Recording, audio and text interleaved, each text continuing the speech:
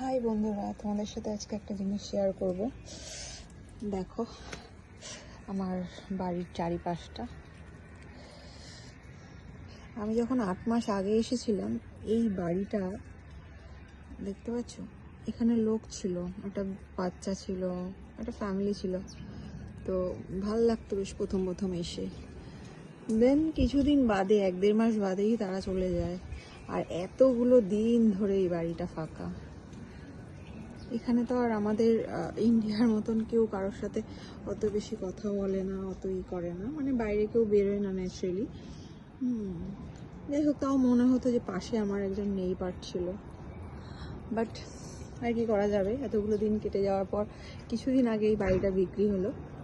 এই বাড়িটা মোটামুটি 7 কোটি টাকায় এই বাড়িটার দাম।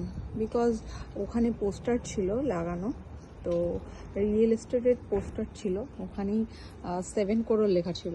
এনিওয়েজ, তো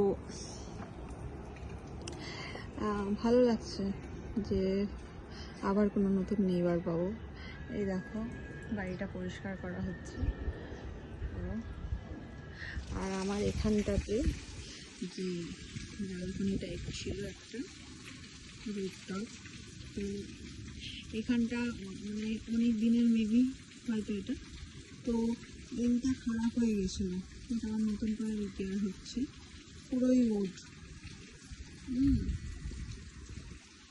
এখানে সব কিছুই কাঠের, এটাই সবথেকে বেশি ভালো লাগে। দেখো চারিদিকটা পুরো ফাঁকা, মানে লোক অত বাইরে নেই। লোক নেই তা না, সবাই যে যার অফিসে রয়েছে। আর আমি তো এখনো বাড়িতে বসেই রয়েছি, আমার এখনো কোনো জবের ঠিকানা হয়নি, দেখি কি হয়। ওকে, টাটা বাই। আর আমাকে দেখো কি অবস্থা, কি ঠান্ডা এখানে, 9 ডিগ্রি ঠান্ডা চলছে। ঠান্ডায় পুরো কাবু হয়ে যাচ্ছি। একটু রোদে এসে দাঁড়ালাম, ভাল লাগছে বেশ। টাটা।